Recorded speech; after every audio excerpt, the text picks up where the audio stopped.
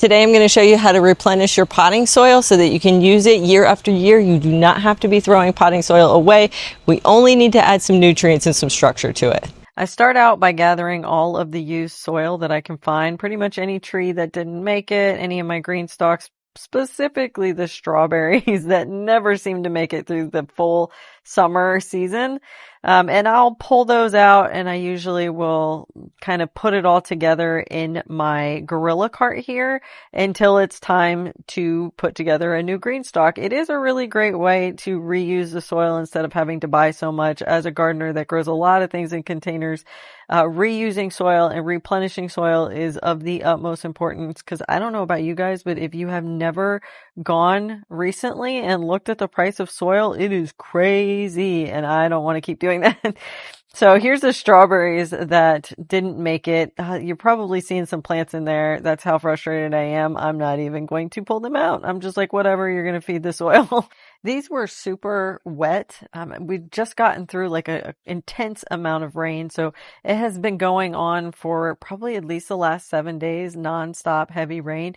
And so these tiers were super, super moist. And I usually like them to dry out a little bit. I feel like it's just easier to manage. Right now it's basically mud, which isn't the greatest thing, but it was going to rain today too. So usually I would lay it out on this tarp and let it dry out for a day, but unfortunately there is not a day in the 10-day forecast that's going to allow for this. I'm hoping that by mixing it with all of the used soil that I've been collecting that's been sitting in the shed, which is super, super dry, that they'll even themselves out a little bit of the wet with a little bit of the dry. The next step I usually like to do is I like to get some fresh compost. This stuff is not completely broken down. You can probably see a few little sticks, a few little pieces of the shredded paper, but it's so close. Look how dark it is, guys. I love compost, and the plants are going to love it too. It is the number one thing that you can give to your garden. If you're not making your own compost, I really encourage you to do it. But if you're not, or you're not ready, or it's not finished anytime soon, because that first batch does seem to take the longest, go ahead and pick you up some compost from the store. Black Cow is probably the best one out there, but sometimes it's hit or miss with that. If you can find a local area or on like a Facebook marketplace where you can get compost that other people make, that's a great option. The generic Timberland one of Black Cow is okay. I got one bag recently, and I tell you, it was just almost all sticks. And then I tried the mushroom compost. That was awful too. Whatever you can get your hands on, like 2 bucketfuls is perfect. And then I add perlite. Perlite is like a volcanic ash or rock, and it basically helps with allowing it to drain better, which usually is not a problem for us here in Florida, because we get so much rain and it's so hot that you don't have a problem with keeping the water in. It's usually the reverse. It's like, or keeping the water out. We usually have the reverse of keeping it in. But this soil was so wet, I was really worried about not having enough perlite. And even as I was putting the fertilizer here, FYI, this is a Haas fertilizer. It is a 5-4-3, I believe it is. 5 nitrogen, 4 phosphorus, 3 potassium. But anything that you can get where the NPK or the 3- numbers are close is what you're looking for. Something like an all-purpose fertilizer. I was looking at this as I was putting that down, and I was like, I need some more perlite. So I ended up using the rest of my bag there.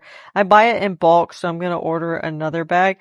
But I really wanted to be able to see a lot of those perlite pieces to help with some of the water that was really holding into those strawberries, which might have been the reason why the strawberries went downhill so fast for me. And I think that seems to happen every year, but I'm really not sure what to do about it, other than the fact that, I have good drainage. I add lots of perlite, but they always seem to get soaked during the rains. Anyway, maybe it's the green stalk growing. I'm not 100% sure, but strawberries grown in Florida during the summer you shouldn't hold out a lot of hope for those anyway. But it did seem to do the job. By adding the perlite and mixing it with that really dry soil, it did seem to stop clumping up, and it was going into the green stalks a little bit better. The only 3 things that I add when I'm refreshing the soil is something like perlite, vermiculite, or sand to add for the drainage. The compost, and the more high quality compost you can get, and by high quality I mean grown at home or at another nursery or garden or farm. And then the last resort being the bag soil, and then a good even fertilizer like the Haas fertilizer. You can do Down to Earth has one. Neptune's Harvest has one. Another one I like is the Tomato Tone. Espuma has really great one. Plant Tone, Tomato Tone. Any of those are all really good options, but you want to go with a granular. We'll use the liquid fertilizers later in the season with the green stalks, but for now, we want to add it to the soil so that way it can start breaking down now and it'll be ready to feed the plants when we put them in here. Occasionally, I do get asked if people should be completely throwing out all their old soil. And of course, I'm like, no, absolutely replenish it. Soil is so expensive, but there are instances where it might be something you consider because there was like a major pest issue or a disease issue like blight, or you might have squash vine borers and the eggs will stay in the soil, or the disease or the fungal issue will stay in the soil. Maybe you don't have the ability to replace the soil. So then what you want to do is what is considered crop rotation. And this is basically where you're going to segregate that soil and separate it. So if you had tomatoes and you had a tomato pest or you had a tomato disease, you're going to segregate that soil and you're going to grow something in it that has nothing to do with the nightshade family. So you might want to grow sweet potatoes in it, or broccoli, or cowpeas, something outside of that family where the disease or the pest is not going to affect the new plant, because it's usually very specific to a certain family of plants.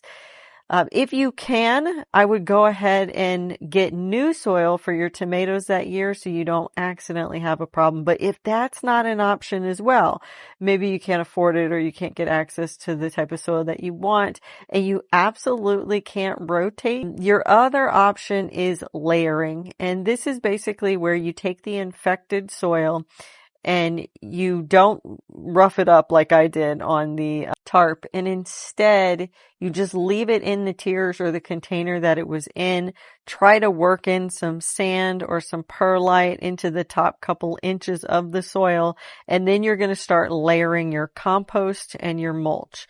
So you're going to layer 1 to 2 inches of compost on top of your soil, not mixed in, and then 1 to 2 inches of mulch, whatever kind, wood chips, leaves, whatever you have. And your goal is to try to separate the infected soil from the plant leaves above. And I know that kind of goes against our common thought that you're going to grow a plant into this soil, so it's going to get the disease, right? Not necessarily. A lot of the times it has to do with not the plant or the bug getting the soil from the roots, but actually getting splashed up, like the spores or the bacteria getting splashed up onto the top part of the plant or the leaves of the plant. And so when you separate it by creating this layer of compost and this layer of mulch, you're creating like a block or a blanket on top of it. Now, is that going to work 100%? No, but it should get you the season that you need.